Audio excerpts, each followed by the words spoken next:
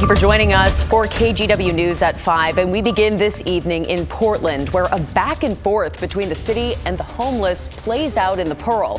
Advocates put up this makeshift campsite, even as police told them to take it down. This is how it looked within the hour, with the tents still standing. One advocate explains why she's out there today. What do we do when there's a crisis? What do we do when there's an emergency? We reach out and we help people. Advocates are handing out items like hygiene supplies. The area is downtown at the corner of Northwest Davis and Park. Some neighbors are concerned the shelters will increase crime even more in that area. Advocates, meanwhile, argue that they're needed in response to the city's sweeps clearing camps. Christelle Kumwe tells us what will happen is unclear. Good, how are you? Good to see you. Nice to see you too. Wooden pellets on hand, dozens of volunteers showed up in the Pearl District Sunday morning ready to work. I help support folks on the street in whatever way I can. All the people who are here do the same thing. Mimi German spearheaded this effort to build 3 housing structures for the houseless at the intersection of Northwest Davis and Park. At every turn, there's a sweep. The move, she says, is in response to the city's sweeps of homeless camps.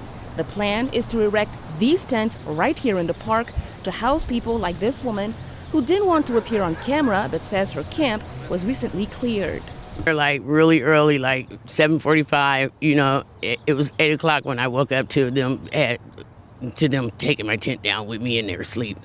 The group faced pushback Sunday. Portland Police and Portland Parks and Rec wanted to see a permit. Instead, they were handed a piece of legislation. House Bill 4001 that allows nonprofits and religious organizations during an emergency housing crisis to provide shelter in the city. But city workers were not familiar with the bill, and here's why.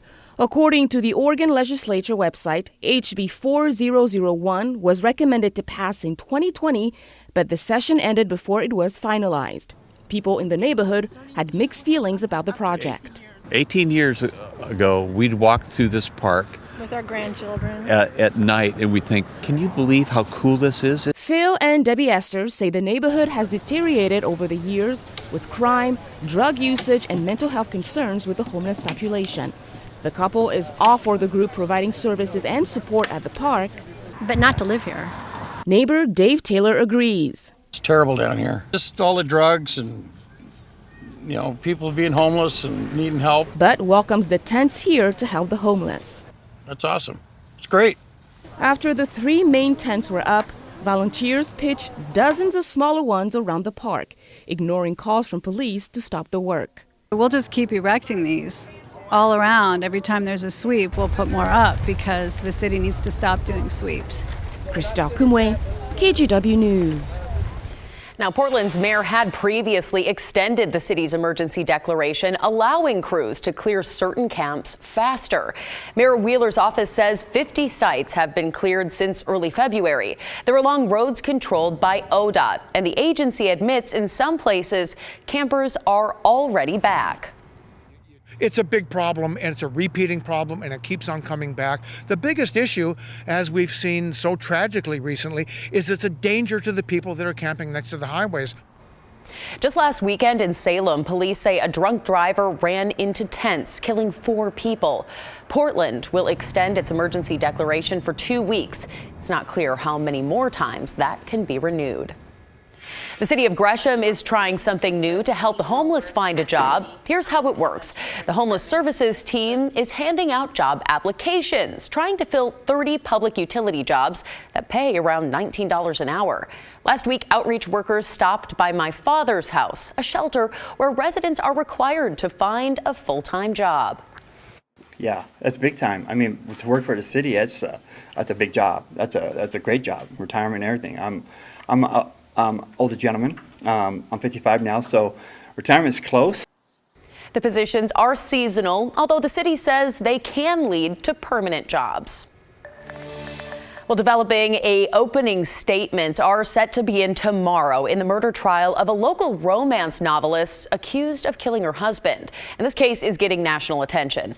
Prosecutors say back in 2018, Nancy Crampton Brophy shot her husband of 26 years, Daniel Brophy. He was killed at the Oregon Culinary Institute, where he was a chef.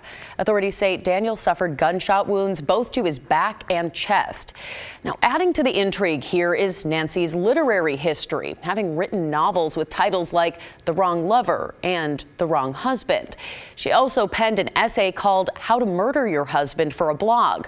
Brophy pleaded not guilty to all charges. The case has been covered by NBC's Dateline and Court TV. And we look ahead to that trial tonight on KGW News at 11, but you can also read more about it right now by checking out this article on KGW.com.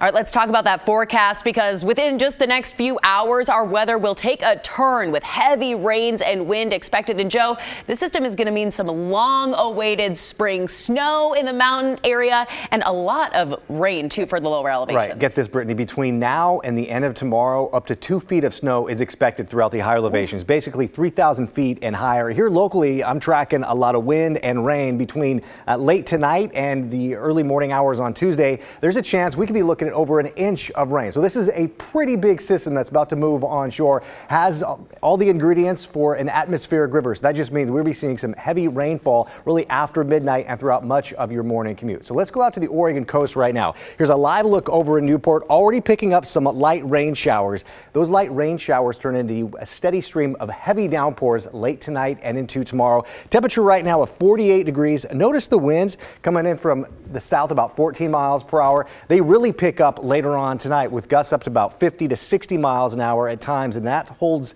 pretty steady throughout a good part of tomorrow morning and into the afternoon. Now up in the Oregon Cascades, where it's 24 degrees right now, 1 inch of snow in the last 24 hours. That is nothing compared to what you're going to be seeing here in just the next several hours. And once this front moves on shore, we're going to be seeing nothing but snow showers throughout the Oregon Cascades. Winter driving is going to be difficult if you have to travel over the passes, not just tonight, but into tomorrow and into parts of Tuesday as well. Right now on the radar, west side of the state, we're looking at just some heavy downpours moving in along the Oregon coast. Meanwhile, throughout the Oregon Cascades, a little bit of some snow showers, but you can see there's definitely a lot of rain out there here the next couple of days. So I'm expecting to see maybe a half, maybe a quarter of an inch of rain heading into the early morning hours. But looking at futurecasts, we'll put this in motion. A steady stream of green moves in right around 8, 9 o'clock and picking up some of these yellows and some oranges early tomorrow morning. Some of them could be producing some thunderstorms with some small hail. And if that does start to materialize, the rainfall amounts could even be a little bit higher. I'll talk more about that in your detailed forecast. All right, Joe, thanks. Looking forward to that. And as he mentioned, yeah, expecting a lot of snow up on the mountain. This is a live look from our Timber Lodge Sky Cam, where skiers and snowboarders are out enjoying those last few moments of the weekend up on the mountain. And hey, if you're someone who loves the mountain, you will welcome this news. Timberline Ski Area has a master development plan that it hopes will guide improvements over the next decade. And although no specific changes have been approved yet, the U.S. Forest Service has now renewed and accepted the plan. Tim Gordon reports on what it could mean up on the mountain. Mount Hood has gotten busier and busier over the years. Timberline Lodge and Ski Area are a prime destination, but Highway 26 and then the road up to Timberline are now regularly choked with traffic. Enter the conceptual cornerstone of the Master Development Plan. Is one of alternative transportation from Government Camp to Timberline Lodge. Essentially a gondola that would go from Summit Pass Lodge up to Timberline. Great for getting to Timberline, great for skiing at Timberline, great for sightseeing, but especially beneficial as an alternative form of transportation. The gondola is the star of this new Timberline presentation, but it is an idea that's been around for a long time. Just a few years ago, Timberline had some rougher renderings to share. Now Timberline owns Summit Pass Ski Area at Government Camp, the natural place to park and ride up the mountain. The current concept right now is a 10-passenger gondola. It'll be about 2.5 miles long, and it will originate down at the Summit Pass base area. Timberline's John Burton says a gondola system could move from 18 to 2,400 people an hour up and down the mountain, whatever the season.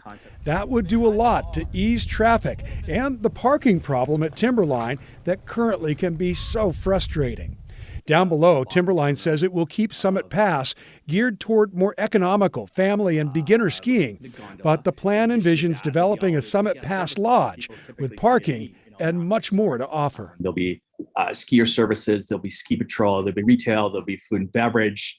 There'll be, a circulation plan for shuttles. Again, nothing is set in stone. This is Forest Service controlled land, and respecting the mountain and Timberline's 85-year history means things don't happen quickly. This plan has simply, been accepted, and it's guiding, Timberline's vision, for the next 10 years, and we're really excited about it. And the vision is becoming clear. Tim Gordon, KGW News. Well, trips to the mountain or other areas in the state could be more fuel efficient in the coming years. The White House is rolling out new fuel economy standards, aiming for big changes in less than 5 years. The rules require 2026 model year vehicles get an average 49 miles to the gallon. That's nearly 10 miles per gallon better than last year's models. The National Highway Traffic Safety Administration said its fuel economy requirements will undo a rollback from President Trump. It's expected to decrease carbon dioxide emissions, but not as much as some environmentalists want. It's also expected to raise prices on some new vehicles in an industry already pressured by inflation and supply chain issues.